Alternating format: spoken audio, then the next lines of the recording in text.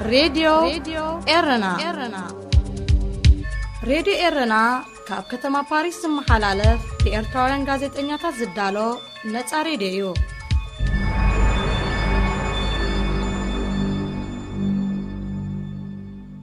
عزوز سلامتنا تقبلوا أبسفل عليكم عالم كوينكم نمدبات راديو إرنا اتكتاتلو زخبركم سمعتنا نايلو مسوني إسران سلستن مقابيت كلتشحن إسران فنوري دي إيرانا كمطروب زينا يجمر فلما أرستاتو بسنكي كورونا فيروس مقشاتاتن متأخباتن أبزو قدر لزه الأوان سلست مرحت هجرات أفريقيا أما مرقتا مرحنا ميبيا متأخبهم إنكفو فرنسا مسحفح كورونا فيروس نمكتا أبت قبروز اللقالسي من كسقاس سبات زدرت أواج زتحسو كساب شد الشورحي كتأثر مخانا تتأنكا إذاعة إرنا الدولية صوت أريتري مستقل راديو إرنا ناتا دمسي إرتراويان علته زينا بسنك سقات مسحفح كورونا فيروس كابنا بن هجراز كايد مقشاتات دواب زبلولو زلقوان سلسته مرحت أفريقيا أما مرقتا حدش بريزيدنت ناميبيان مستاف نبتا هجر مقاشوم بترتنا إفهم مرحتي أنغولا بوتسوانا زيمبابوين بإسران حدن مقابيت ناميبيا كتما ويندهو تقعيزهم أبسنا سرعات من مرقتا بريزيدنت هاجيانغوبيوم تساتيفهم بفلاي أنغولان بوتسوانا بسنك سقات مسحفح كورونا فيروس دوباتن كم زعت أواكان تأوجا نزلت أواج تحسو بعلاتهم مرحتن كوينو مالو مسفحفح كورونا فيروس نعلمنا الشغل وابز اللقوان بدرجة علم أقدس زبهالو متأخبات كسرزون كلو بأنت أرون خالق جيزيو كم استعوات استنقرلو ود 78 عمد بريزيدنت ناميبيا كيونغوب أمام مرقتا سلطانو أشحات هزبي مكابو مرحتي هجرات أفريقيا سلطانو من أنبر دحنة هزبي كم زي قدسوم زق حدا أبنتيو ناتبهلائين كفالو مسفحفح إز فيروس نمكتا كوسد كابزلوهم سقومتات متأخاف زبي زعدن فتساميتات وياقات أميتات موقاديو مرحتي كينيان صوماليان كاكايد وزوط أنو ركب بسنكي سقات كورونا فيروس كم تسرزو أقدمو تتقيسيو مسفحفح كورونا فيروس أبز بسحا هجرات أفريقيا خمس ترأي أبزقلت أولو زل أوان إتا أهجور نمختل بدات فيروس دلو تقتكون ودبت أن علم إزخاخر أب أفريقيا ملكتات كورونا فيروس ترأيهم بس حسابات على حدا شحكبت عن كله بوركينا فاسو منيستران سركبهم سوسان 4 سبات من مزقبة أب قدامي درجة تسرع على فرنسا مسفحفح كورونا فيروس نمكتا أب تقبروز اللقالسي من قصاص سبات زدرت أواج بتدقاقا من زد أحسو كساب شدش ورحق تأثر مخانازة أنقاق صنع تأزاز محلالي فوق منقص فرنسا أقدمو سحلو أواج بزي بقوع مخنيات كأساس تتحز سب كساب 235 يورو قطع زبل والصاني بوزحسب كتحسوي ترأيو بايتو فرنسا تمالي إسران كلتن مقابيت تقابيو نمنقص بزهابو دقاف مسرد أب 15 معلتات كلتا قزي نتحقزت أحسا شحن 500 يورو قطع أوشتي 3 معلتات 4 قزيز تحسا دما 3700 يورو جنزبن شدش ورحو مأسرتن كبيانا اللو تخلو بايتو فرنسا أبزكايدو هوتوت أخيبا بزيكازي نأستات كل توارح زتأنح نايتعنا حدق أوان دنقاقي بمؤواج منقستي نزقوان يسقريز بولو سقومتات كوسد ملو سلطان هيبولا حدق كابقو بس حقديات هوتوت حدقا كورونا فيروس أبزقات مولو تاكسي كمني أمبولانس حوماتنا مملاس أقلقلوت كبا كقدداين أفرنسا قطر بكورونا فيروس نايزموتو سبات معلتاوي بأستات 100 زايدة لعلى شدشة 274 كبت سحن كلو لعلى 10 شدشة شح سبات دما تلخيفهم زبسحو حاويهم نناب قزقهم كملسون كلو أستات كلتا شحقنا هلواتو مات فيهم أبتعو كنكن هوسبيتال تعقيبهم يركبو منقستي فرنسا مسفحفحت حمام نمكتا لعلمي تشح أبالات بوليسن أشحتو السختي أبالات سراويتن كوافرن كلو أستا 3 شح قديات كورونا فيروس زحز نايهو تتصوان قزياو تهدراو هوسبيتال عقيمو كابلومي أقلقلو تخجمريو إت منقستي بزيكازي بسنكزي كونتات كابسرحهم استسناخولو سبات دوموزوم كخفلون نزدت عطوا نأشتو تكالات دما ناي ورحق راي قزا كفليت أقلقلوتات إلكتريكن مايون كحدقلن مخانو أو يجيو فرنسا أقدماز أوجدتو ني 15 معلتات ناي وشبا قزي كساب 45 معلتات كتناوحيا أب إوروبا بمسفحفح كورونا فيروس بغبيد ستاسي هاقرات قداميتي إتاليا زاقيت لعلي 476 سبات بت حمام مويتو مالو بخلا أي درجة اسبانيا خوينا أسات 800 سبات كموتون كلو أبسال ساي درجة تسرع عزلا فرنسا دما 674 بتحهم زخبركم سمعتنا زينا أفسفت إملا ዝቕጽል መደብና ወትሩ ሶኒ ቦይኑ ስሌማን እናተዳለወ ዝቐርብ መደብ ጭና ኣዳምዮ ሰናይ ምክትታል ሬድዮ ኤረና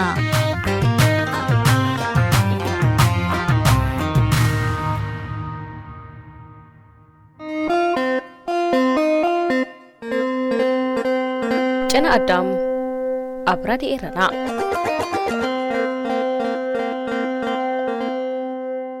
ክቡራት ተኸታተልትና ከመይ ቀኒኹም ኣብ ናይ ሎሚ ትሕዝቶ መደብ ጭና ኣዳም ንኮሮና ቫይረስ ዝምልከት ትሕዝቶ ኢና ክነቕርብ ከም ዝፍለጥ ኣብ መላእ ዓለም መስፋፊሑ ዝርከብ ለበዳ ኮሮና ቫይረስ ኮቪድ-19 ቁጥሪ ናይ ዝተለኽፉ ሰባት ኣብዚ እዋን እዚ ኣስታት ልዕሊ 300,000 በፂሑ ይርከብ ከምኡውን መጠን ሞትን ካብቲ ሕማም ዝሓወን ከምኡ እንዳበለ ይቕፅል ከም ዘሎን ናይ ዓለም ኣብዚ እዋን እዚ ኣዝዩ ኣርዒድዋ ኣብ መብዛሕትአነተን እዚ ሕማም ዝተራእየለን ሃገራት ህዝቢ ካብ ቤቶም ንኸይወፁ ማለት ኣብ ቤቶም ንኽዕፀው መምርሒታት ብመንግስታት ይቐርባሉ ነቲ ለበዳ ንምግታእ ዝተፈላለዩ ይጠቅም እዩ ዝብልዎ መንገድታት እውን ይኽተልሉ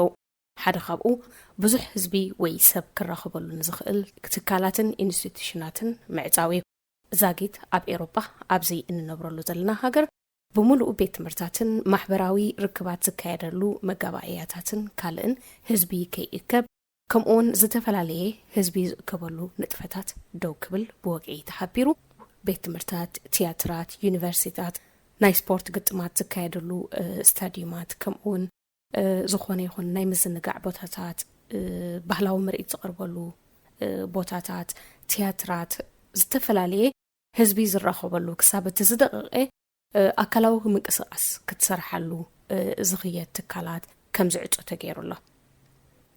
ኣብዚ እዋን እዚ መግብን መድሃኒትን ንምግዛእ ዘገልግል ድኳናት ጥራይ ክፉት ከም ዝኾን ኮይኑ ብዝተኸእለ መጠን ሓደ ሰብ ምስ ስድራ ቤቱ ኣብ ገዝኡ ክዕፆ ሓበሬታ ሓሊፉሎ ኣብዚ ንነብሮ ዘለና ዞባ ኣብ ደገ ምንቅስቓስ ምስ እትገብር እውን ዝኾነ ይኹን ሰብ ምስ ኣባል ስድራ ቤቱ ምስ ዝውንኖ ፍትዊ እንስሳ ማለት ከም ከልቢ ዝኣመሰሉ ናይ ገዛ እንስሳታት ወፂኡ ብእግሩ ተንቀሳቒሱ ክምለስ ካብኡ ዝሓልፍ ግን ልዕሊ 3 ሰባት ኣብ ዝኾነ ቦታ ኣብ ደገ ንኸይእከቡ ከቢድ መጠንቀቕቲ ሓሊፉ ይስራሓሉሎ ነቲ ሕማም ኣብ ምቁፅፃር ሓያል ቃልሲ ይካየዳሎ በብሃገሩ ድማ ካብዚ ብዝፅንክርን ካልእን እዚ ጉዳይ ተታሒዙሎ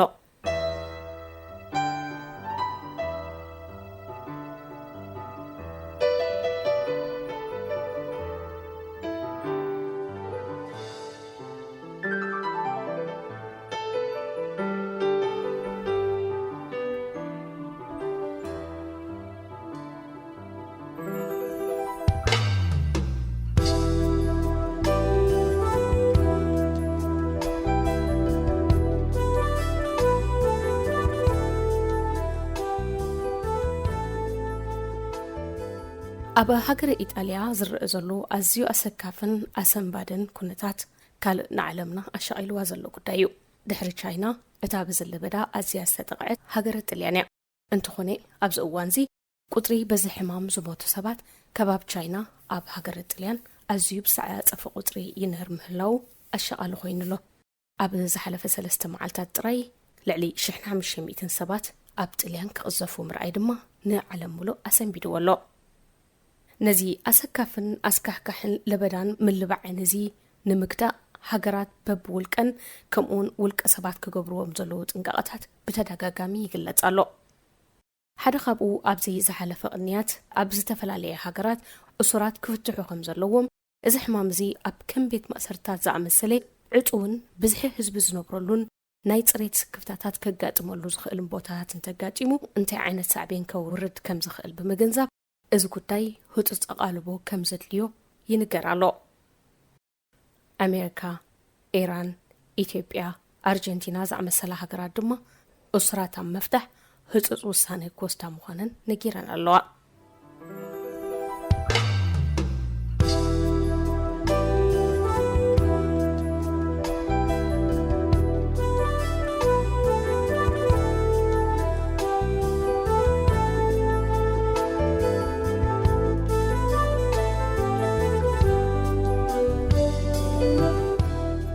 ካብ ለበዳ ኮሮና ቫይረስ ኣብ ዓለም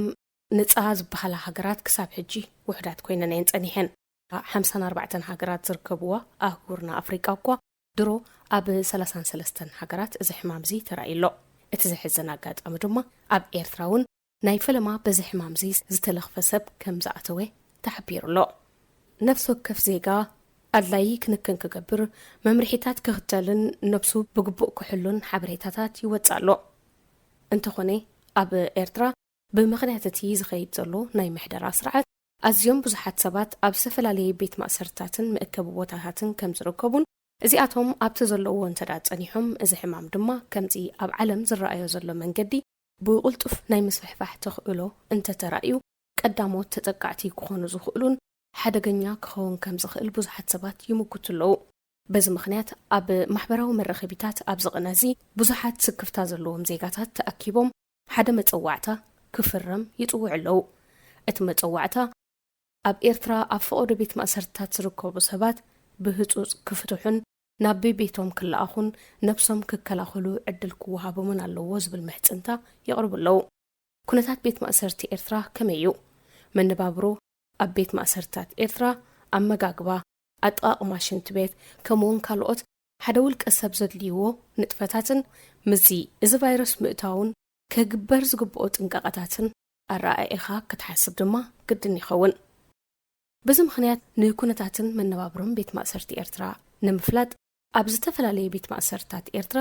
ብዘይ ዝኾነ ይኹን ፍርዳዊ መስርሕ ን6 ዓመታት ተኣሲራ ምዝነበረት ገጣሚትን ጋዜጠኛን ይርጋኣለም ፍሳ ኩነታት ቤት ማእሰርቲ ኤርትራ ከመይ ከም ዝመስል ከተብርሃልናን ምዚ ኣጋጢሙ ዘሎ ኩነታት ኣብቲ ቤት ማእሰርቲ ከጋጥም ንዝኽእል ሓደጋ ዘለዎ ርእይቶ ክትገልጸልና توكيسي علخو إرنا هنا إذاعة إرنا الدولية. يرجع لهم كورونا فيروس يفرحنا يزلو درجة بجزاينا تعطينا زلنا كم يالله مسهم أنا أبادن فتنبرغ زبال زوبا ويك فلاجر نيجرماني زغمت أب الصغاء أب بافاريا ኩነታትና ከምቲ ኣብ ዓለም ዘሎ እዩ ኣብዚ ዘለኽዎ ዞባ ከምቲ ኩልና ንሪኦ ብምቁራጽ ትምህርቲ ብምርሕሓ ገለ ብስራሕ ነቶም ወፈርቲ ካብ ስራሕ ብምቁራጽ ገለ እንዳማዕበለ ኣኼባታት ናይ ህዝቢ ዝረኸበሉ ኣጋጣሚታት እናተኸልከለ ናወሓደ መፂኡ ሕጂ ኩሉ ሰብ ኣብ ገዝኡ ተዓጪ ዘሎ ከምዚ ትፈልጥዮ እዚ ዞባና ከዓ ካብ ሎሚ ብፍላይ ብጀካ መድሃኒትን ምግብን ንምግዛእ ፈፂምካ ካብ ገዛ ፈፂሙ ዝኾነ ሰብ ኣብዚ ወፀሉ ደረጃ ተበፂሑሎ ማለት እዩ ብኣዋጅ ብወገናውንኩም እዩ ዘሎ እዚ ጉዳይ ዝብቐጥታ ንዓና ንኤርትራውያን ድሮ እቲ ዘይፅቡቕ ዜና ቅድሚ ሰዓታት ኤርትራ ሓደ ኮሮና ቫይረስ ዝተለኽፈ ሰብ ተረኺብዎ ኣሎ ካብ ኖርዌይ ዝኸደ ወዲ 39 ዓመት ኤርትራዊ ናይ ኖርዌይ መንበር ፍቃድ ዘለዎ ሎም ከም ተረኽበ ሚኒስትሪ ጥዕና ኤርትራ ኣውፅይዎ ኣሎ ኣብ ኤርትራ ሓደ ኣዝዩ ዘሰከፍ ኩነታት ኣትሕዛ ናይ ሰባትን እኩባት ሰባት ዝርከብዎ ዝተፈላለዩ ጉዳያትን ኣለና ቤት ትምህርቲ ዋርሳይ ካሎ ሳዋ ሓደ ካብኡ እዩ ኮሌጃት ብምልአን ኣሎ ቤት ማእሰርታት ካሎ ኣዝዩ ብዙሕ ቤት ማእሰርታት ካብ ኤርትራ ኣሎ ሕጂ ዝተፈላለዩ ሃገራት ኣብዚ እዋን እዚ እሱራት ብምፍታሕ ነዚ ምልባዕ ክቆጻጸርኦ ወይ ውን ሕድገታት ክገብራ ይረኣያ ኣለዋ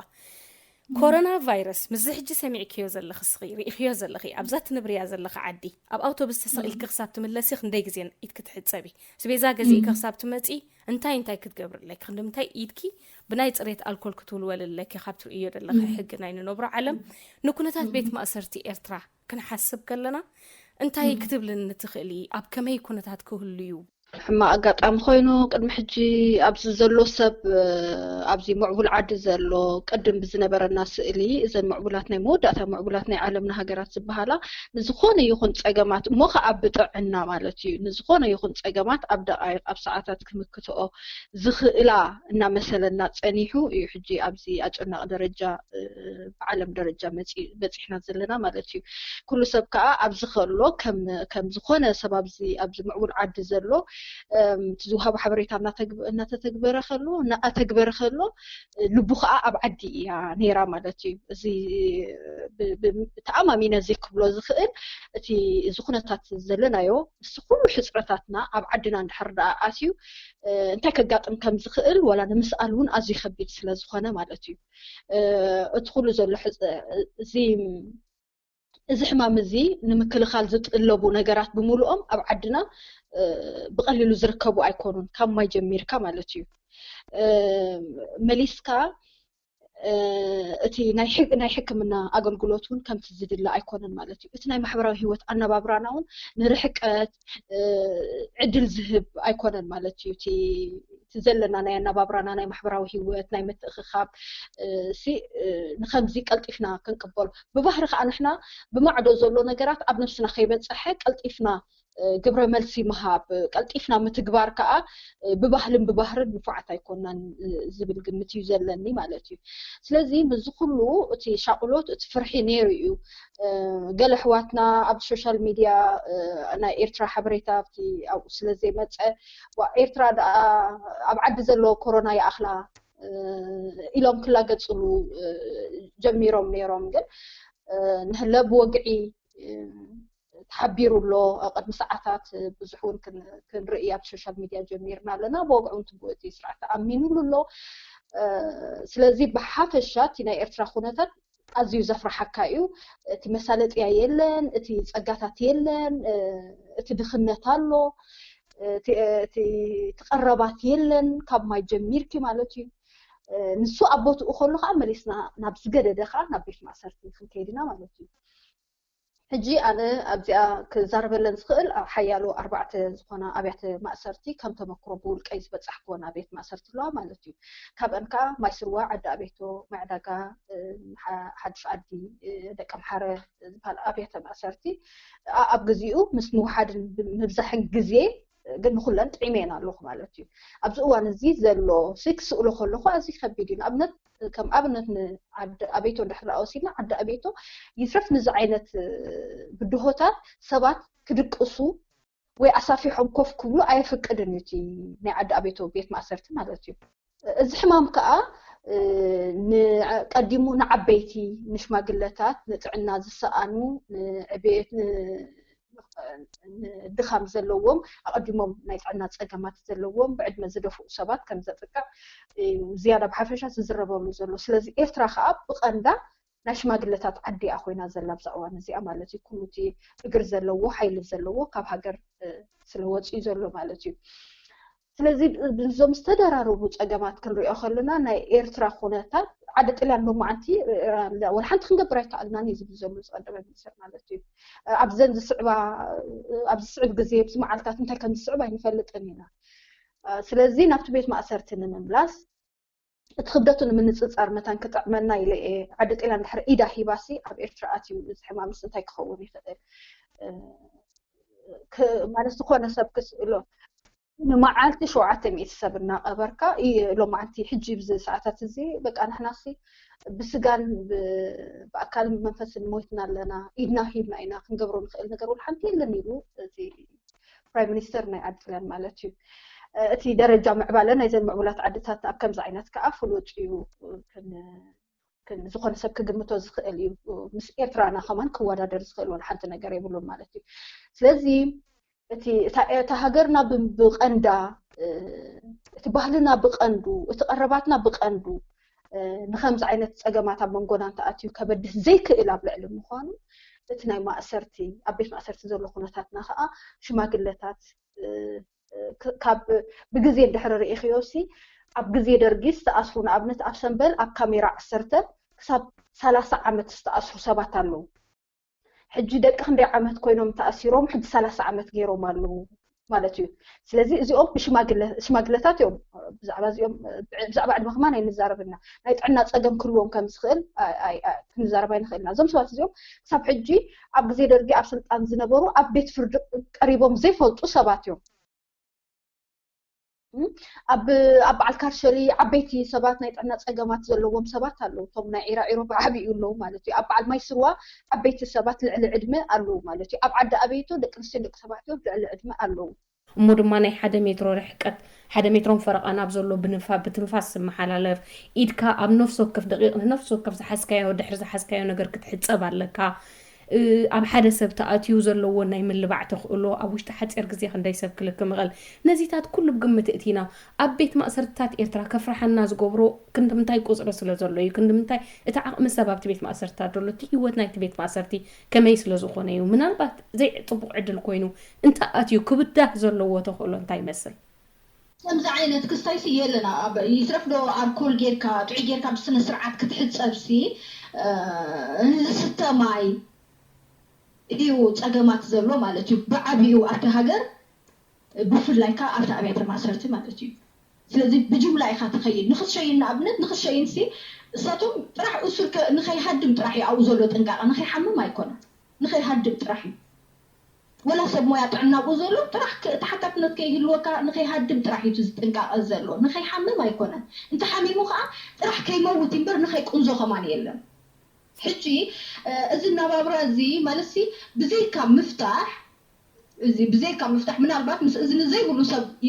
ይዛረብ ይህሉ ይኸውን እዩ ምስ እዝኒ ዘይብሉ ምስ ዘይሰምዕ ሰብ ይዛረብ ይህሉ ይኸውን እዩ ግን ብዘይካ ምፍታሕ ካልኣወል ሓንቲ ኣማራፂ ዘለዎ ኣይኮነን ነዚ ሕማም እዚ ንምክልኻል ማለት እዩ ብቐንዱ እቲ ሕፅረታት ኣብ ዓድና ዘሎ ከሎ እዚኣስ ብከምዚኣ መንገዲ ክትብዳህ ትኽእል እያ ትብለይ ኣብ ቤት ማእሰርቲ ዝኾነ ዕድል ዜሮ ዕድል እዩ ዘሎ ማለት እዩ ዜሮ ዕድል እዩ ዘሎ ትቐረብ የለን እቲ ፅሬት የለን እቲ ሰብሲ ለክለኹ እቲ ሰብሲ ከመይ ገይሩ ይድቅስ ኣቶስ ኣሳፊሕክ ክትውዕልስ ኣይትኽእልን ኢኺ ሬድዮ ኤረና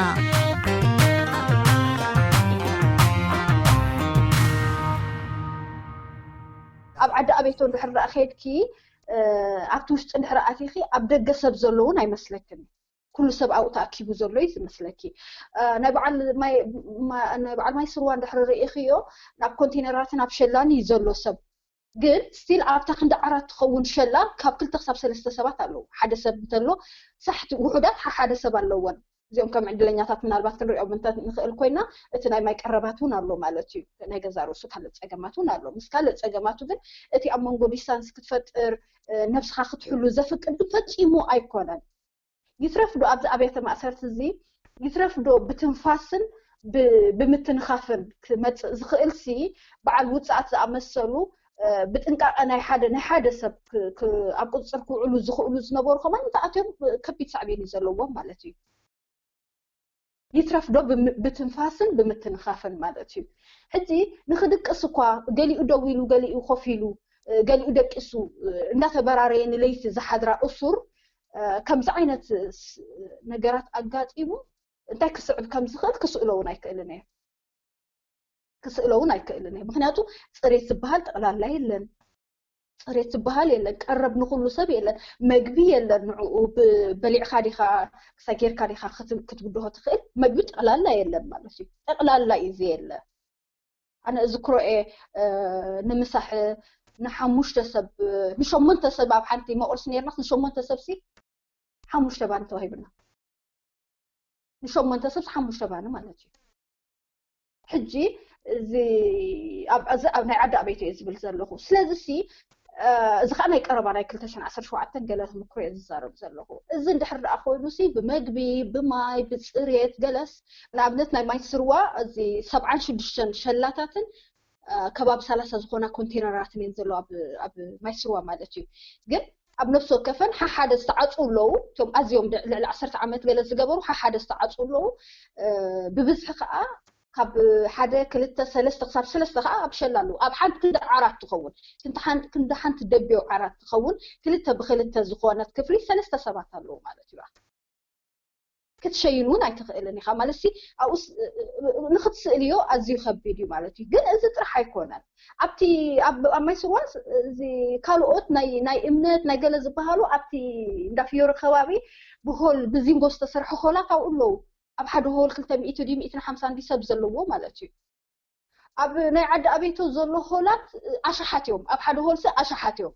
ከምዚ ተፃፋፂፍኪ ኢኺ ንኽትድቅሲ ከተሳፍሕስ ኣይትኽእልን ኢኺ ማለት እዩ ኣብኣቶ ኾራሚ ኢኺ ገለ ኢኺ ትውዕሊ ተጨቢጥኪ ኢኺ ትውዕሊ تخبداتو خانتا ايو اب إيرترا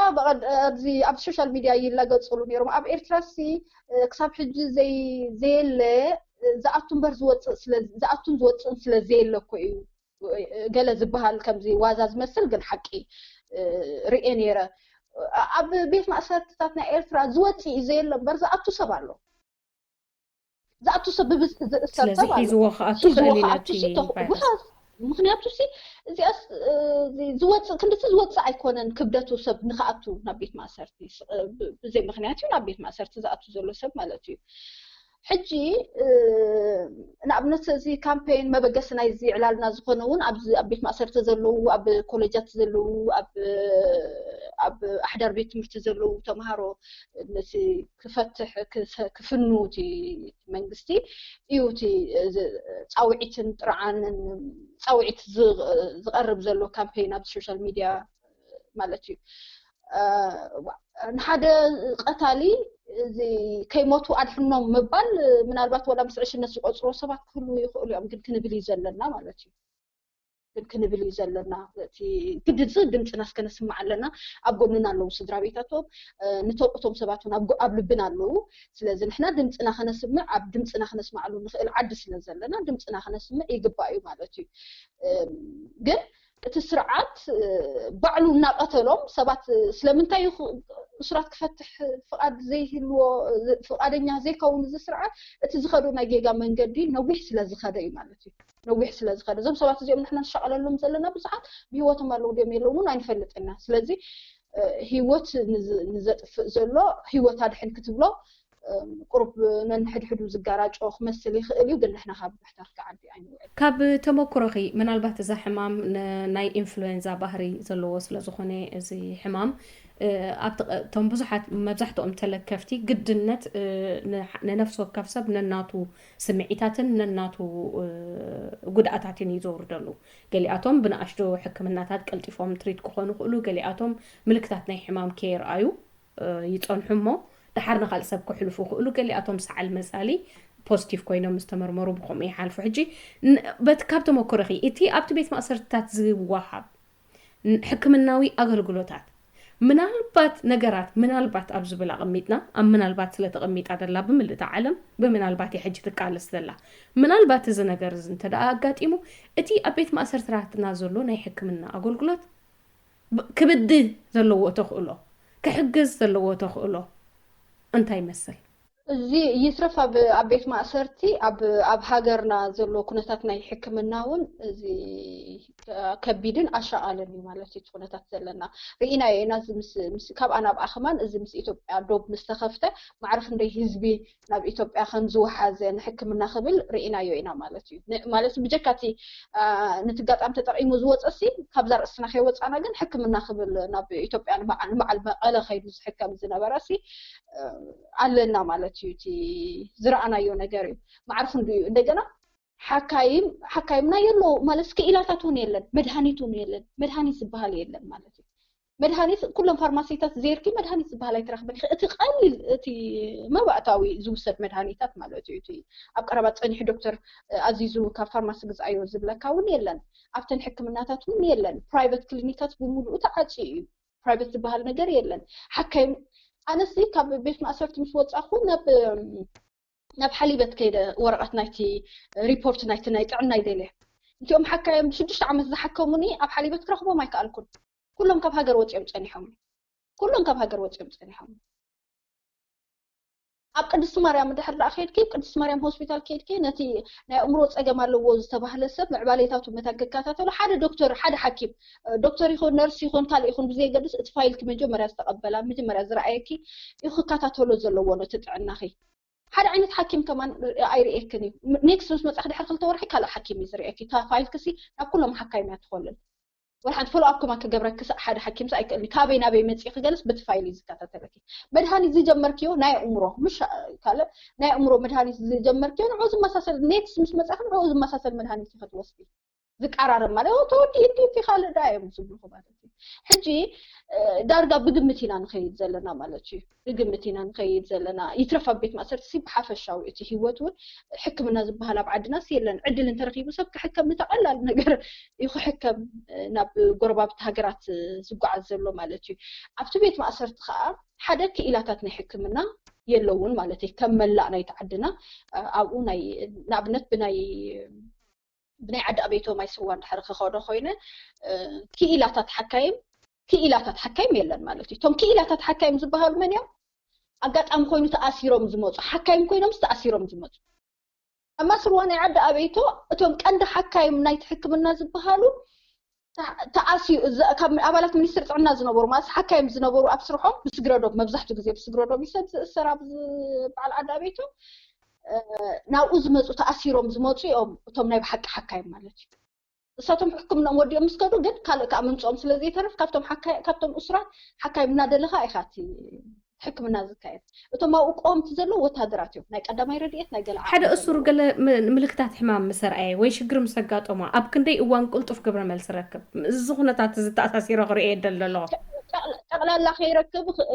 تقلال لا خيركب يخلو انت يو حنتي حدا كم حضور حمام وي كم حدا اب درجه ناموت زخده درجه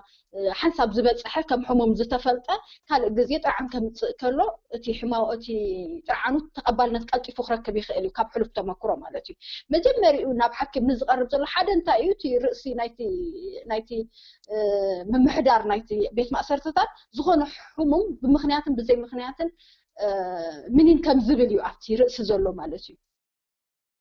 حجو إذا أصل زلا أقدم وي ورقة كم مأساركي حضور حكمنا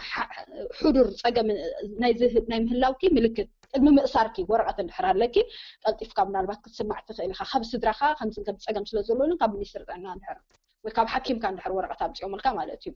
ده زي كونه أو بزت رخيو حكمنا حمام قل تأمان نخت أماني زوسي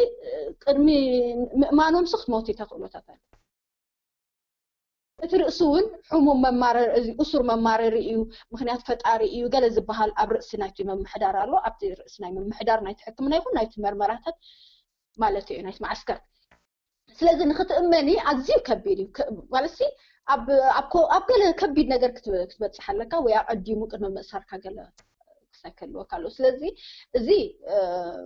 حتيتك قالت راح زي كونك قال لي نجارونا كمت أيخونني حدا سبينو زحملو كل تسب راح زحمولي كونن متم أيجبرو ماس أيجبرو مالسي كابوس أيحلف كاب سبهايلو زلو بدقي متي زبهال زلو كابوس أيحلف بأملاخ مالتي بسبب ديكونت بأملاخ ولا نوع تعلم ملو قدم مجد أمون ديو أب كساي تعميدو زلو أب كم يجيرون زخنة تزيق وأطرو تنهاجرات أقدما حدا سقمتي بزي موسادا بعلت إليان أقدما كنا منتاي سافري قبر الله أخم هاجر كان ري أخلنا إليان أب تمجمري أول قلت إفا هاجران هزبان سلزي عطوة تبعي لهم حجز حمام زي اللابو كاب عقمن قلت أفن ودسب أزيوز ترى كندي زحق قدر زحمة مسبنا يمكن أرزل لك تقولوا خاب يتكوت أنا خوني بخم مخنياتنا نزرر بزلنا خاب حماقت مني تل عليك وانا قلنا قدمك إذا حمام نزخ قاتمون نزخ كقاتم نزخ الكمت نزخ العبيت الشكرات أنت زي تزتي لهم تصبح نقو كتعسو يقول اليوم بقى أنا زمل اختنا نابتي منقص ديكونا ناب حزبي خون زدال يوم معلش أنا سوري كم أخبر قل بزحات نجارات نتهزبي زصنتو زحاسيو نجارات قدم حجي بشللتነት እና ተራዩ ወይ زياده كم نمتግባሮም አብርክቶና ተገብረ ስለዝጸነሐ أنا خبرت سرعة كم تجبر اللوت من قصة زمني سرعة كم تجبر اللوه قال لي لا أنا زي كم أنا مبلع مزلنا أيكم كم زبلو منتك أيه باللي نفتي سرعة مالتي في أبعد نزلوا سرعات زي نجارات كم حيشهم كشفناهم كاب نجارات كعريوم ألو خبلهم يو زقلهم على تي حجي مالسي اندحر عوادا ديرنا مزن هاجرات زيان كبدوه أخ على سؤنا تتسجم زقيلا نهاللوا نفتحات إن أسراتن نفتح يهيب اللوا مالتي نبحق أسرات يوم زلوون مالتي ناتنا جنج قويات سلزخونو ወይ ኣብ ሕጊ ስለዘይቀረቡ ወይ ገሊኦም ብሂወቶም ኣለው ድዮም የለውን ስለዘይፍለጥ ከምዚ ዓይነት ግብራዊ ስጉምቲ ማለት ፖዚቲቭ ምዃን ጽቡቕ እዩ ትጽቢት ምህላው ጽቡቕ እዩ ንዓና ንዝኾነ ሰብ ነቶም ስድራ ቤቶም ጽቡቕ ስለዝኾነ ማለት እዩ ጽቡቕ ምሕሳብ ግን እዚ ሲ እንታይ እዩ ዘርእየና ክሳብ ክንደይቲ ናይ ዓድና ነገር ካብ ንቡር ወፃኢ ምዃኑ እዩ ዘርእየና እቲ ህዝቢ ግን ብዝተኻእለ መጠን እዚ ወሪዱ ዘሎ ፀገም እዚ ፀገም ኮይኑ ክተርፍ ማለት እዩ እዚ ሳዕቤኑሲ ካብ ዘሎ ዝኸብድ ከይከውን ኣቃሊልና ኣይንርኣዮ እቲ ማሕበራዊ ናብራና እውን ማለት ቀልጢፉ እዚኦም ህዝቢሲ እቲ ናብሮኦም ከምዚ ውልቃዊ ናብራ እዩ ብጀካብ ስራሕ ናብ ቤት ትምህርቲ ናብ ካልኦቶም ጎረባብቱ ዝፋለጡ ዝቀራረቡ እንዳበፅሕ እንደገለ ዘብሉ ይኮኑን ንሕና ግን ንሱ እዩ ንዓና ሕጂ ምስ ኣንጻርቲ ባህልናሲ ነዚ ኣካይዳ ነዚ ሕማም እዚ ንምብዳህሲ ናብ ካልእ ጫፍ ናይቲ ዝለመድናዮ ባህሪ ኢና ክንከይድ ወላ እዚ ይኹን ግን እቲ ህዝቢስ ቀልጢፉ እዚ መቋሕቋሕትኡ ይዕብዩ ነንሕድሕዱ ተደጋጊፉ ኩሉ እቲ ዝነበረ ኣካይዳና ክንቆርጾ ማለት እዩ ንኣብነት ጸሎት ኣይትግበሩ ማለት ኣይኮነን ግን ሰብ ይእከብ ኣሎ ንጸሎት ኢሉ ማለት እዩ እሲ ማለት ነቲ ጸሎት ኣይኮንኩን ዝቃወም ዘለኹ ግን እቲ ምእካብ እንድሕር ዝጸልቕ ኮይኑ እቲ ሕማም ክንእከብ እዩ ዘይብልና ጸሎትና ኣብ ገዛና ኮይና እውን ዘይግበር ኣይኮነን ስለዚ ማለት ኣንጻር ክውንነት ክንከይድ ኣይንኽእልን ኢና ማለት እዩ ስለዚ ጸሎትን ኣብ ገዛኻ ኮይኑ ይግበር እዩ ኣብ ገዛና ኮይና እውን ምስ ኣምላኽና ክንዛረብን ክንላመን ንኽእል ኢና ስለዚ ነቲ ኣካይዳናሲ ሓደራ ክብል ይደሊ እቲ መልእኽተይ ናብቲ ህዝቢ እዩ ምክንያቱ ብዙሓት ነገራት ነቲ ህዝቢ ዝሃስዩ ኮነ ኢልካ እናተገብሩ ስለዝመፁስ ሕጂ ስኢልካ ምስ ማለት ምስ ዘይሰምዓካ ምዝራብ ከይመስል ማለት እዩ ሓካይ ዓለም ዳርጋ ናይ መላእ ዓለም ሓካይ ነናይ ሃገሮም ህዝቢ ዝሓትዎ ዘለዉ ሲ ንሕና ኣብዚ ክንፀንሓካስ ንስኻ ኣብ ገዛኻ ኩነልና እዮም ዝብሉ ዘለዉ ሕጂ ቀላል መልእኽቲ እያ ንሕና ኣነ ብዚ ክፀንሓካ ተኮይነ ብሂወት ጥዕየ እስኻ ኣብ ገዛኻ ሞ ፅንሓለይ ካልእ ሕሙም ኣይትወስኽ ሞ እዩ ዝኸውን ዘሎ ሕጂ እቲ ካብ ቁፅፅርና ክኸውን ዝግብኦ ከም ህዝቢ ካብ ትሕቲ ቁፅፅርና ክነውዕሎ ብዝተኻእለና ሓበሬታ ናይ ህዝቢ ኣብ ውሽጢ ዓዲ ዘሎ ይኹን ኣብ ወፃኢ ናይ ዝተፈላለየ ኣካላት ሓበሬታ ክቕበልን ብኡ ክኽተልን ብዝተኻእለ መጠን ካብ ውልቅና ስለ ዝብገስ እቲ ሓላፍነት ነናይ ውልቅና ሓላፍነት ክንገብር እናተተስፈና ነቲ ካብ ቁፅፅርና ወፃኢ ዝኾነ ከዓ ብሓንሳብ ኮይንና ክንሓመሉ ብሓንሳብ ኮይንና ክንሸቐለሉ ብሓንሳብ ኮይንና ንመፍትሑ ናብ ገለ ንክንበፅሕ ኢና ተራኺብና ይርጋለም ምናልባት ክትውስኽዮ ነገር እንተዘይሃልዩ ኣነ ናይ ሎሚ ሕቶታተይ በዚ ክዛዝሜ ኣብ ዘለኽዮ ድሓን ክትህልዎ ከዓ ተስፋ ገብር يغنيلي وين حفتي أب مودعتا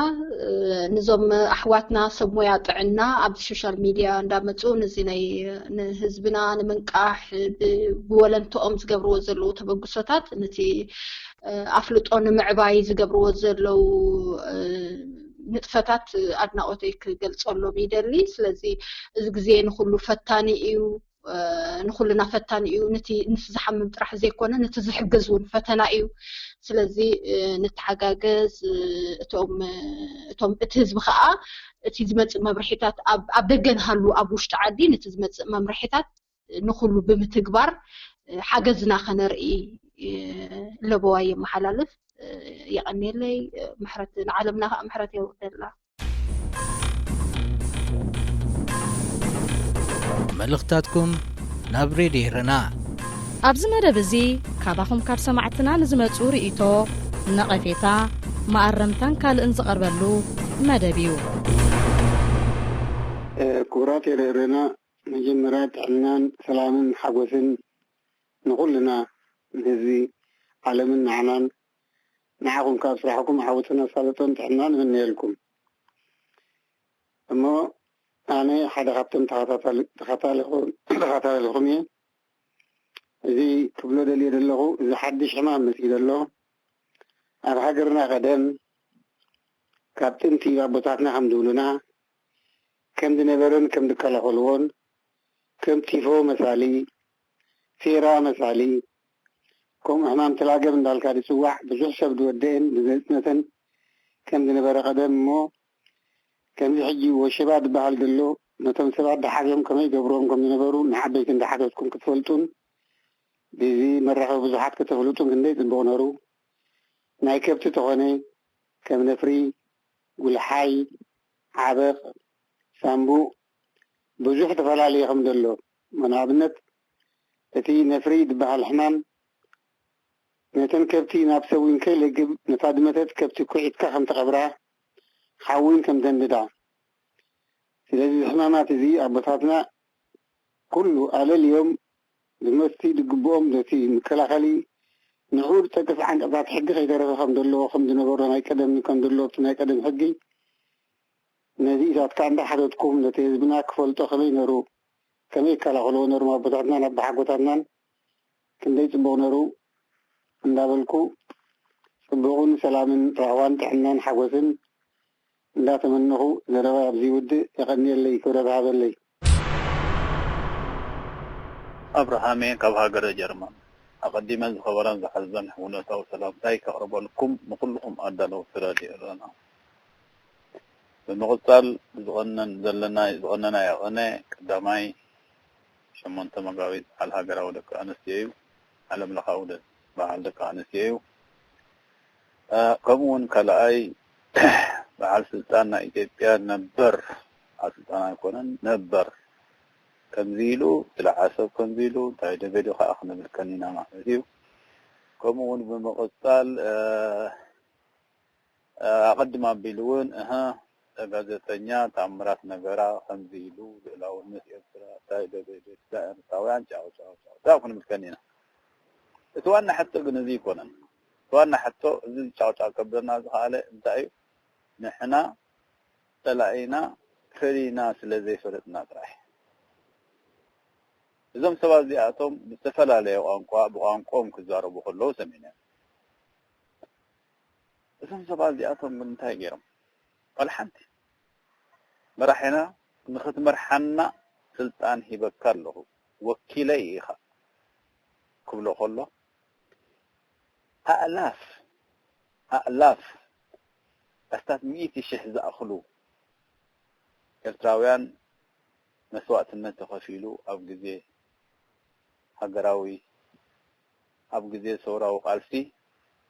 وهجر معك أبون ثلاثة لعل زخونو وثلاثة شحنة على زخون سوات تسويهم أي كسرنان كل زفانا أملشنا هنا إذا بيتي بياخذ أبي تبي خوينو سيس دحري 5 عامات حسب لبي سمير اللي بمالت أفلبو إن حرمين خم حنتي محورام قصاز أبيع عباي نايدك دكا مرعى أبا بختر إخلا كسعسعن كزللن عق مثل زي بالله أو وسن كوينا أفلباء تحرم لككم خوينو سياس دنقر يلوه دحر 5 عامات على مؤون وقع مخانس لتسمعه كم ذا عينت ترئيتها أرئينا مرحينا كم زندابلة مرحة هاجر كم زندابلة بس أميت هاجر كم عينت ناس تلقوا الناس تاسيو يحواتنا دك أدينا دك أبونا كم حد ما حتزوت أنا نازي الناس تاسيو كله نحن إثيوبيا حد إثيوبيا خم زين حد تقرأ يكم زين تيجوا ما له الزرابازي ولا حد تدرون يقولوا فجون كدم جدا وداني رزا مصيبة هالكالوران انت اخذ الدليل يعني انت حطهم اللي حتى زقبو تم بروفيشن اتيناي وصا قدات زمدنا تاتنا وصاي زل فلتزر لهم صلاه راي اب ميديا متشميلكا خن انفلونسرز يوم وي صلوا له ميلكا حتيتكا انا تاش مخففه لزخونه حزبي ار استي كتحطم يبلكان سلامتا ازي قداي ازي خفاف لنا زخيل قداي سلازخونه دقفتي ناي تقراين ناي انصارن زبال صباح بخمت سلازخيل سلازي تتأنكي كاخت حتى لك انا ما انت حد تفلت كده لك سلازي حرقو تقبريو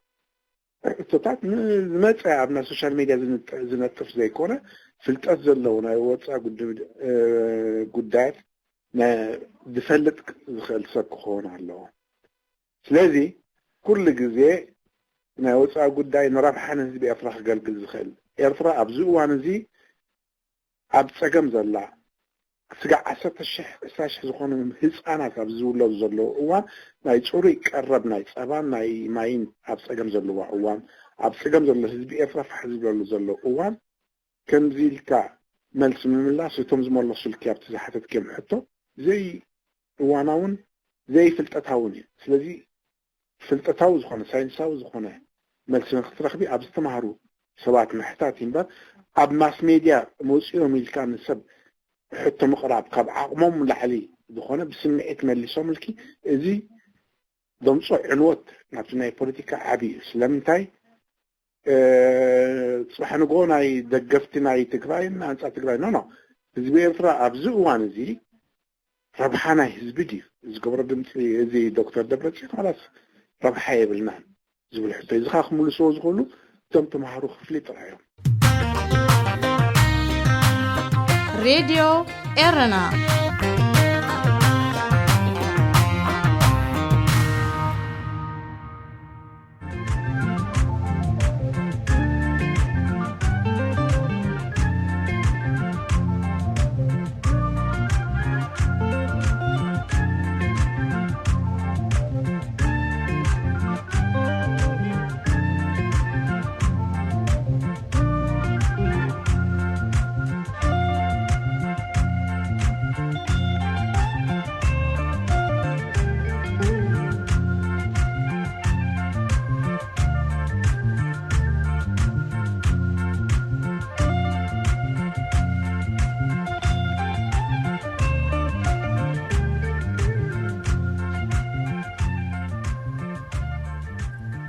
ካብ ምልኪ ናብ ዴሞክራሲ እምረታዊ መቓን ንሓርነት ጂን ሻርፕ ትርጉም ዳንኤል ረዘነ ተቕዋም ኣልበርት አንስታይን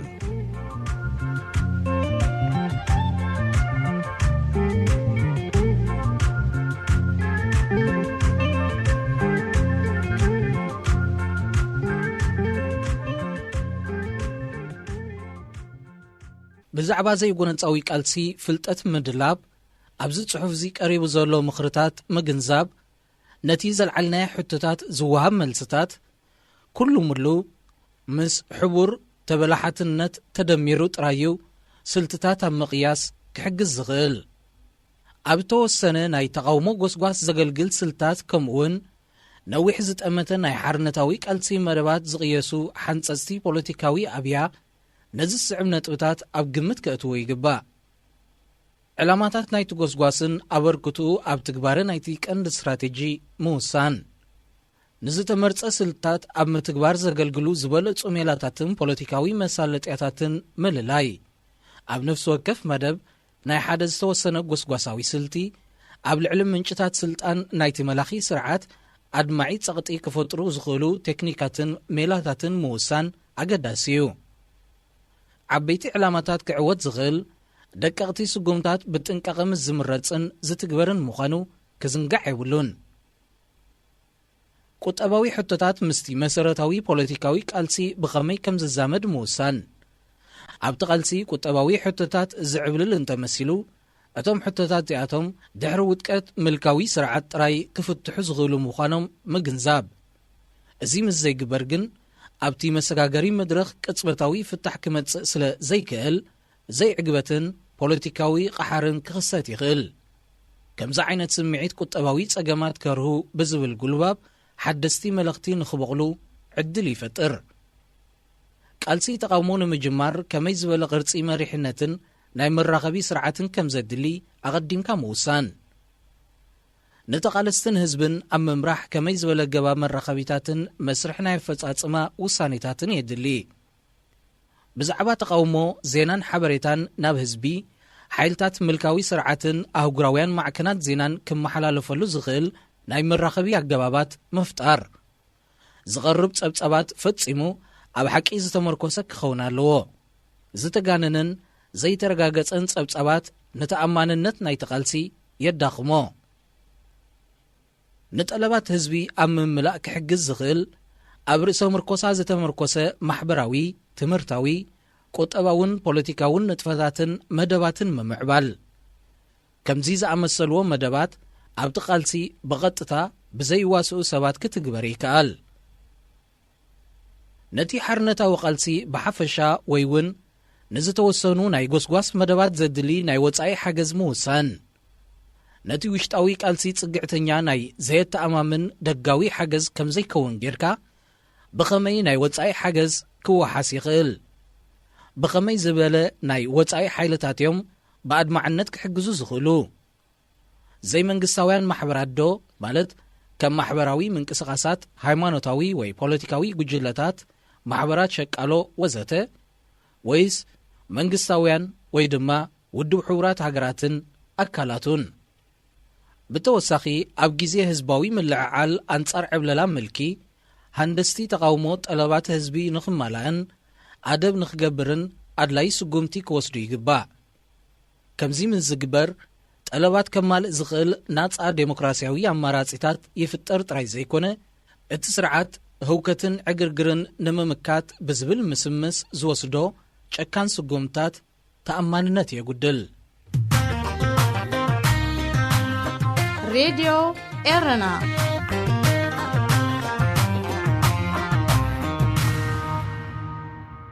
ሕንገዳ ከም ዝስፋሕፍሕ ምግባር ኣንጻር ምልኪ ዝግበር ፖለቲካዊ ኣብያ ዕውድ ክኸውን እንተኾይኑ እቲ ሕብረተሰብ ብዛዕባ ሕንገዳ እኹል ኣፍልጦ ክህልዎ ይግባእ። ኣብ ምዕራፍ 3 ብዛንታ ናይቲ ጎይታ ህበይ ከም ተገልጸ እቲ ሓሳብ ቀሊል እዩ። ካብቲ ኣብ ጭቆና ዘሎ ህዝቢ እኹል ዝቝፅሩ ሰብ እንተደኣ ሓንጊዱ እቲ ጭቋኒ ስርዓት ይዳኽም፣ ኣብ መወዳእትኡ ድማ ይወድቕ። እቲ ኣብ ምልኪ ዘሎ ህዝቢ ብዛዕባ እዚ ሓሳብ እዚ ካብ ዝተፈላለየ ምንጭታት ፈሊጥዎ ክጸንሕ ይኽእል እዩ። ይኹን እምበር እቶም ዴሞክራስያውያን ሓይልታት እውን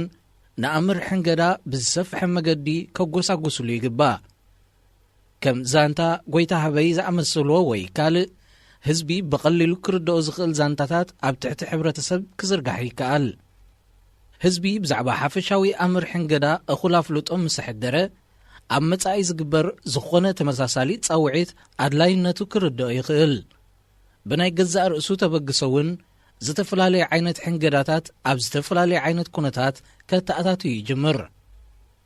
ኣብ ትሕቲ ምልካዊ ስርዓት ኮንካ ዜና ሓበሬታን ናይ ተቃውሞ መምርሒታትን ክትዝርግሕ ሓደገኛን ከቢድን እኳ እንተኾነ ዘይከኣል ነገር ከም ዘይኮነ ግን ተመክሮ ተቓለስቲ ኣረጋጊጽዎ እዩ።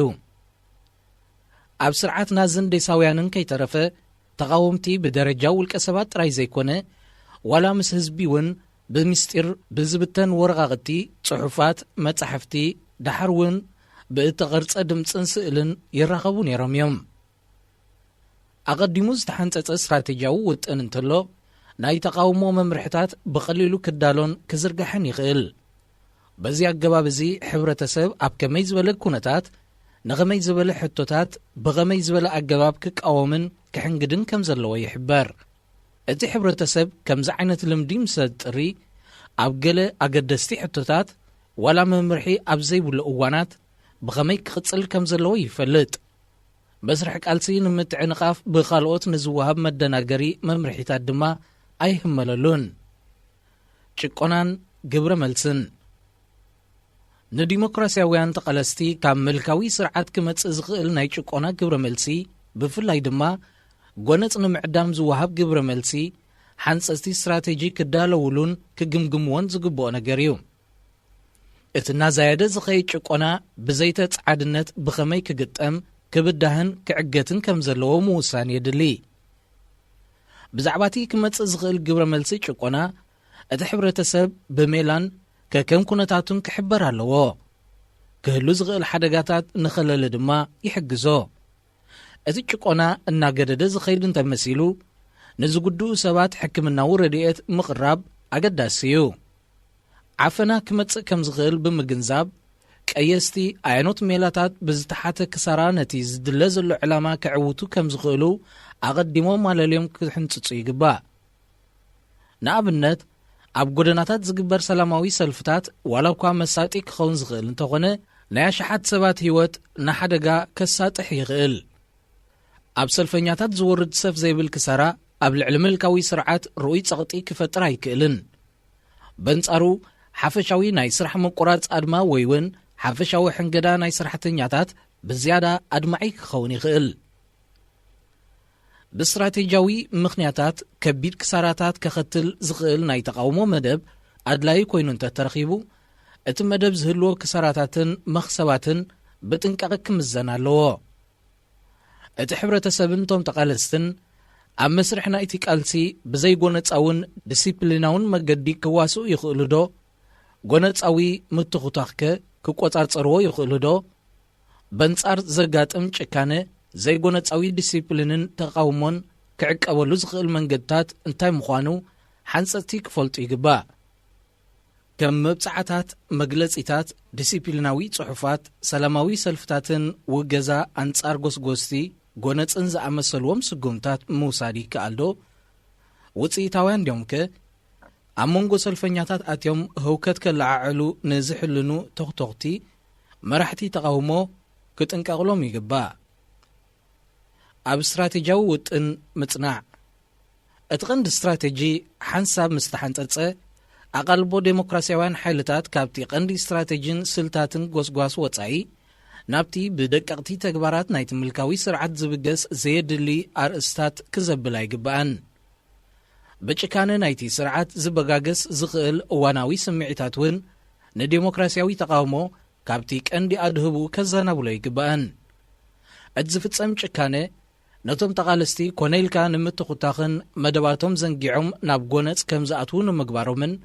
እቲ ምልካዊ ስርዓት ድማ ብቐሊሉ ንኽስዕር መታን ክሕግዞ ተባሂሉ ዝተኣልመ ተንኰል ክኸውን ይኽእል እዩ። እቲ መሰረታዊ ትንተና ቅኑዕ ክሳብ ዝኾነ ቶም ተቓለስቲ ደረጃ ብደረጃ ጥራይ ክቕጽሉ እዩ ዝግብኦም። ኣብ መንጎኡ ናይ ሜላታትን ገለ ዕላማታትን ለውጢ ክርአ ይኽእል እዩ። ብርግጽ ድማ ብሱላት መራሕቲ ንዝርከብ ዕድላት ክጥቀሙሉ ክኽእሉ ኣለዎም። ከምዚ ዝኣመሰለ ምትዕራያት ናይ ገለ ዕላማታት ግን ምስ ዕላማታት ናይቲ ቀንዲ ስትራቴጂን ስልታትን ጎስጓስን ክተሓወስ የብሉን። ጥንቁቕ ኣተገባብራ ናይቲ ተመርፀ ቀንዲ ስትራቴጂን ስልታት ጎስጓስን ኣብ ዓወት ሩእይ ያበርክቶ ኣለዎ። ሬድዮ ኤረና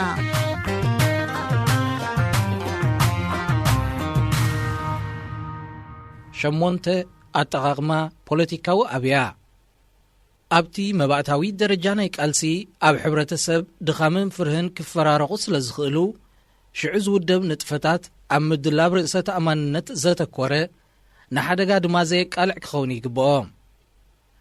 ንኣብነት ዘይተለምደ ዓይነት ኣከዳድና ብእኩብ ምኽዳን ንገዛእ ርእሱ ሓደ ዓይነት ህዝባዊ ተቃውሞ እዩ። ነቲ ሕብረተሰብ ድማ ኣብ ኣድማ ናይ ምስታፍ ልምዲ ንኸማዕብል ይሕግዞ። ኣብ ካልእ ኣጋጣሚታት ንኣብነት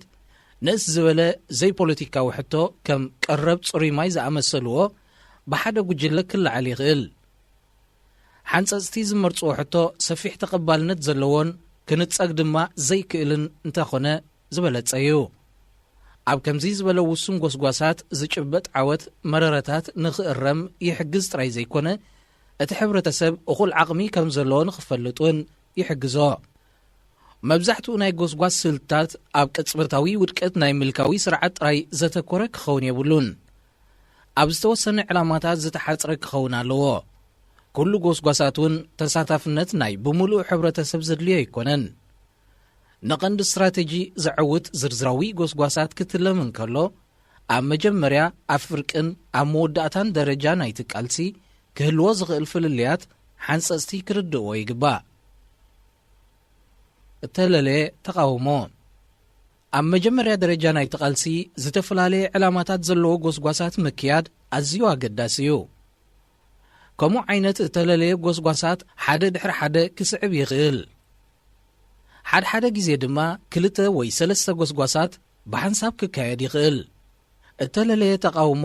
ኣብ ዝትለሙ ግዜ ንሓፈሻዊ ጭቆና ናይቲ ምልካዊ ስርዓት ዝውክል ሕቶታት ወይ መረረታት ምፍላጥ ኣገዳሲ እዩ። ከምዚ ዝበለ ሕቶታት ንምዕዋት ቀንዲ ስትራቴጂ ዘገልግሉ ኣቀላጠፍቲ ስልታዊ ዕላማታት ዝሓቆፈ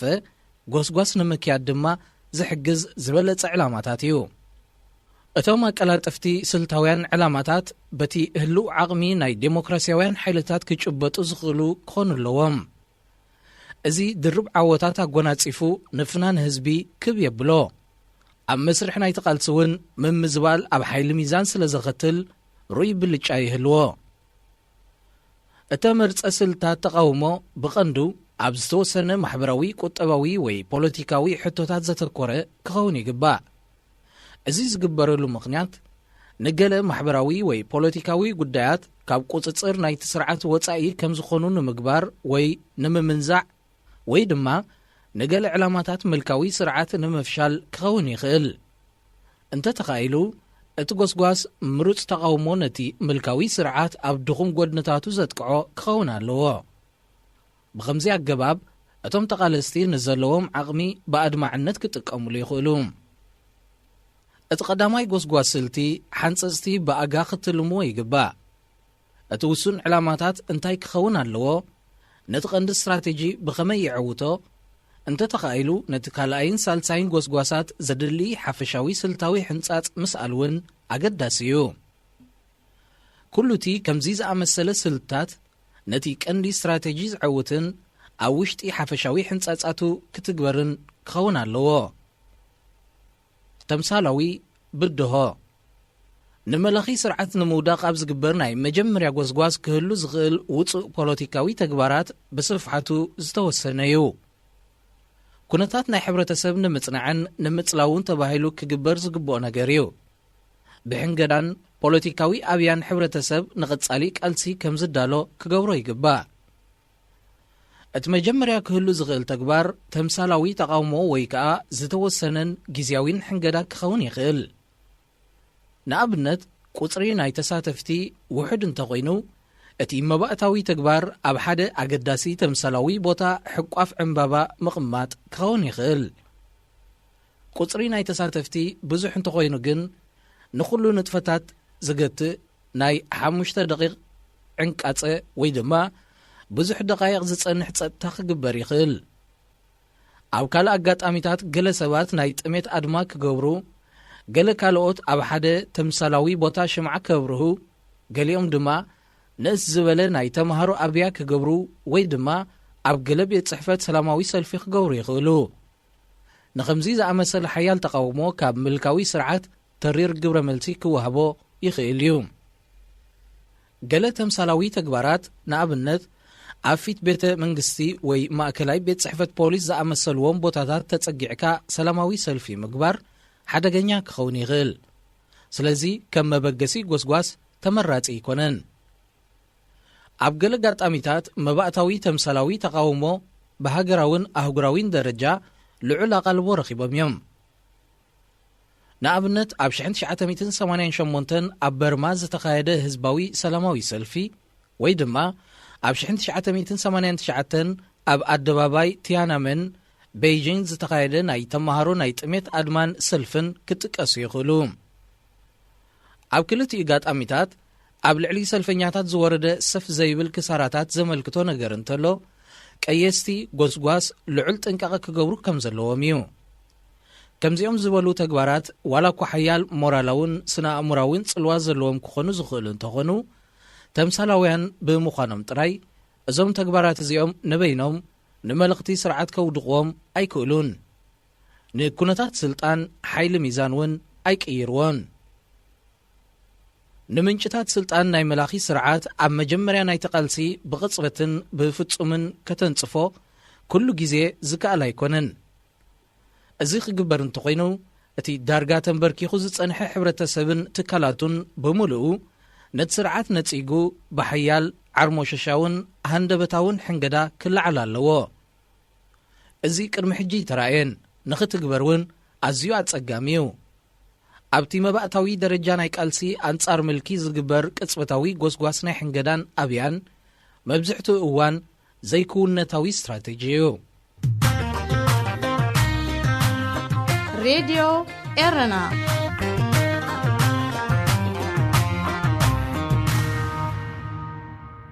ሓላፍነት ምኹስኳስ ኣብ ሓደ ዝተለለየ ጎስጓስ ተቃውሞ ዝህሉ ጾር ቃልሲ ብሓደ ወይ ካብውን ላዕሊ ክፋል ናይ ሕብረተሰብ ዝዕመም ነገር እዩ ኣብ ዝቕጽል ጎስጓሳትን ምስ ፍሉይ ዕላማታትን እቲ ጾር ናብ ካልኦት ክፋላት ሕብረተሰብ ክግዕዝ ይኽእል ንኣብነት ተምሃሮ ንትምህርታዊ ጉዳያት ብዝምልከት መራሕቲ ሃይማኖትን ኣመንትን ድማ ንመሰል ሃይማኖት ብዝምልከት ክእድሙን ከለዉ ሰራሕተኛታት መገዲ ባቡር ድማ ድሕነትና ንኽሕሎ ብዝብል ምስምስ ስራሕ ከጓትቱ ይኽእሉ። ጋዜጠኛታት እውን ንሕጊ ምምያ ብምቅዋም ኩልኩል ዓንቀጻት ክትጽሓፎ ዝግብኦ ዝነበረ ገጻት ብዘይ ጽሑፍ ባዶሽ ይሓትምዎ። ሓይልታት ፖሊስ ድማ ክእሰሩ ዝግብኦም ኣባላት ተቃውሞ ከይኣስሩን ከይእልሹን ይኽእሉ። ናይ ተቃውሞ ጎስጓሳት ብጠለባትን ጉጅለታትን መቐቒልካ ምክያዱ ሓደ ክፋል ሕብረተሰብ ክዕርፍ እንከሎ እቲ ካልእ ድማ ቃልሱ ንኽቕጽል ይኽእሎ። ኣቐዲምና ከም ዝገለጽናዮ እተለለየ ተቃውሞ ናጻ ማሕበራዊ ቁጠባውን ፖለቲካውን ጉጅለታትን ትካላትን ናጽነቱ ካብ ቁፅጽር ናይቲ ምልካዊ ስርዓት ወጻኢ ኮይኑ ንኽቕጽል ዝሕግዝ ድፋዕ እዩ። እዞም ሕመረታት ስልጣን እዚኣቶም ሕብረተሰብ ጸቕጢ ዝፈጥረሉን ንምልካዊ ስርዓት ዝምክተሉን ትካላዊ ሰረት የንጽፍሉ። ኣብቲ ቃልሲ ድማ እቶም ቀዳሞት ዒላማታት ናይ ምልካዊ ስርዓት ክኾኑ ግድን እዩ። ኣብ ስልጣን ምልካዊ ስርዓት ምትኳር እቲ ቃልሲ ካብ መባእታዊ ስልቲ ናብቲ ነዊሕ ዝጠመተ ተደላይ መደባት ኣብ ዝሰጋገረሉ እዋን ቀየስቲ መንጭታት ስልጣን ናይ ምልካዊ ስርዓት ብኸመይ ክድረት ከም ዝኽእል ክግንዘቡ ይግባእ። እቲ ዕላማ ብህዝባዊ ሕንገዳ ኣቢልካ ኣብ ኩነታት ዴሞክራስያውያን ሓይልታት ሓድሽ ስትራቴጂያዊ ረብሓ ምውሳኽ እዩ። ዴሞክራስያውያን ተቃወምቲ ሓይሊ እንዳደለቡ ዝኸዱሉ እዋን ቀየስቲ ንምንጭታት ስልጣን ምልኪ ዘንጽፉ ተወሰኽቲ መደባት ሕንገዳን ኣብያን ክትልሙ ይግባእ። ብዛዕባ ናይዞም ትልምታት እዚኣቶም ፖለቲካዊ ለምሲ ኣኸቲልካ ኣብ መወዳእታ ነቲ ስርዓት ምውዳቕ እዩ። እቲ ምልካዊ ስርዓት ካብ ህዝብን እተፈላለየ ጉጅለታትን ኣቐዲሙ ዝረኽቦ ዝነበረ ደገፍ ብኸመይ ክዳኸም ከም ዝኽእል ዴሞክራስያውያን ሓይልታት ብጥንቃቐ ከጽንዕዎ ይግባእ። እቲ ደገፍ ክዳኸም ዝከኣል ንባርባራውነት ናይቲ ስርዓት ብምቅላሕ እዩ። ቁጠባዊ ሳዕቤናት ናይ ፖሊስታቱ ብምሕባር ድዩ ወይስ እቲ ምልኪ ከብቅዕ ከም ዝኽእል ሓድሽ መረዳእታ ብምስራጽ? እንተወሓደ እቶም ደገፍቲ ናይቲ ስርዓት ዝሁማት ማለት ኣብ ሓጹር ኮይኖም ዝዕዘቡ ከም ዝኾኑ ምግባር፣ እንተተኻኢሉ ድማ ንጡፋት ደገፍቲ ናይቲ ምንቅስቓስ ንዲሞክራሲ ከም ዝኾኑ ምግባር። ፖለቲካዊ ኣብያን ሕንገዳን ኣብ ዝሕንጸጸሉን ዝትግበረሉን ጊዜ ብዛዕባ ተደናገጽትን ደገፍትን ናይቲ ስርዓት ውሽጣዊ ስርዒታት፣ ፖለቲካዊ ሰልፊ፣ ፖሊስን ናይ ቤት ጽሕፈት ሰራሕተኛታትን ብፍላይ ድማ ብዛዕባ ኣባላት ሰራዊት ኣድላይ ጥንቃቐ ክግበር ይግባእ። ሰራዊትን ኣዘዝቲ ሰራዊትን ነቲ ስርዓት ዘለዎም ደረጃ ተኣማንነት ብጥንቃቐ ክግምገም ይግባእ። ሰራዊት ብዴሞክራስያውያን ሓይልታት ክጽሎ ይኽእል ዶ ኣይክእልን ምፍላጥ እውን ኣገዳሲ እዩ። መብዝሕትኦም ቶም ተራ ወተሃደራት ዘይሕጉሳትን ዝጃጀውን ዓስከራት ዶ ይኾኑ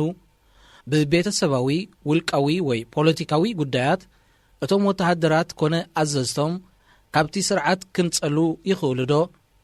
ነቶም ወተሃደራትን ኣዘዝቶምን ብዴሞክራስያዊ ናዕቢ ተሰነፍቲ ክገብሮም ዝኽእል ካልእ ረቑሒታት ኣሎ ዶ?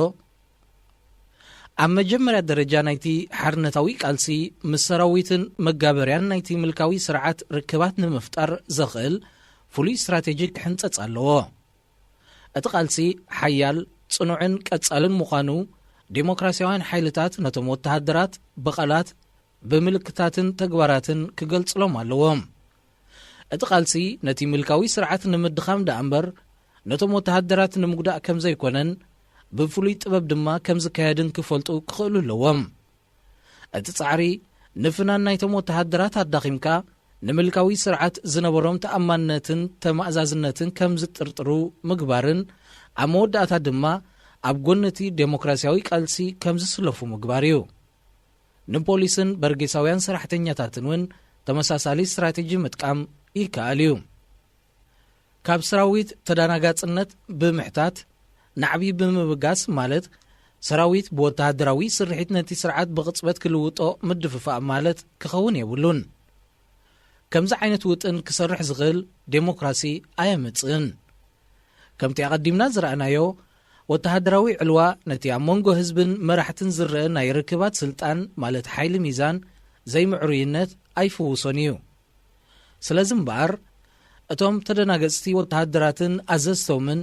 ዕልዋ መንግስቲ ወይ ኩናት ሓድሕድ ፈጺሙ ኣድላይ ከም ዘይኮነ ክርድኡሉ ዝኽእሉ መደብ ምሕንጻጽ ኣገዳሲ እዩ። ተደናገጽቲ ኣዘዝቲ ሰራዊት በዚ ስዕብ ኣገባባት ተርኦም ኣብ ዴሞክራሲያዊ ቃልሲ ክዕዝዙ ይኽእሉ። ኣብ ሰራዊት ዘይዕግበትን ሕንገዳን ከም ዝሰፍን ብምግባር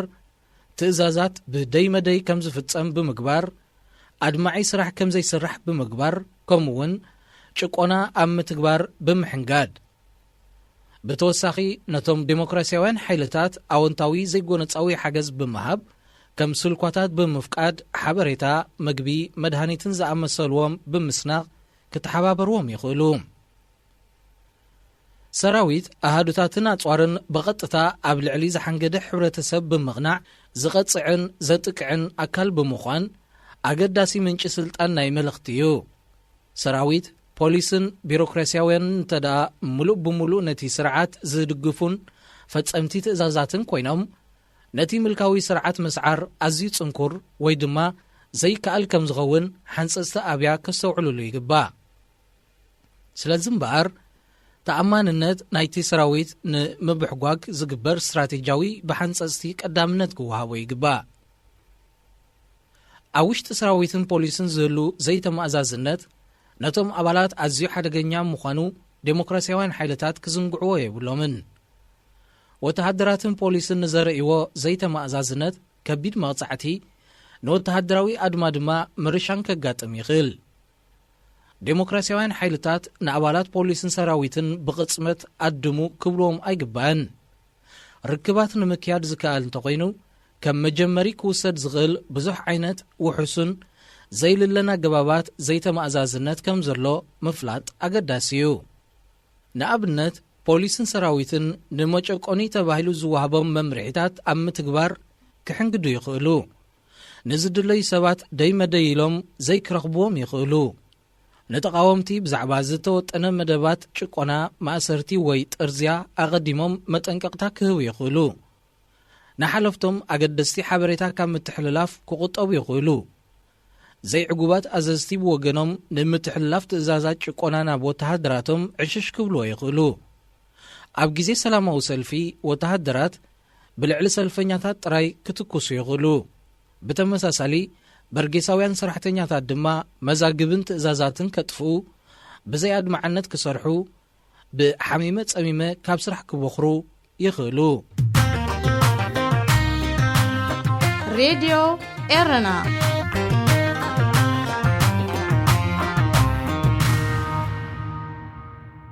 ዝኸበርኩም ተኸታተልትና ነዚ ሰዓት እዚ ተዳልዩ ዝነበረ ሓፈሻዊ መደባት ሬድዮ ኤረና ብቋንቋ ትግርኛ ኣብ ዝተፈጺሙሎ ሬድዮ ኤረና ሬድዮ ኤረና ካብ ከተማ ፓሪስ ዝመሓላለፍ ብኤርትራውያን ጋዜጠኛታት ዝዳሎ ነጻ ሬድዮ እዩ።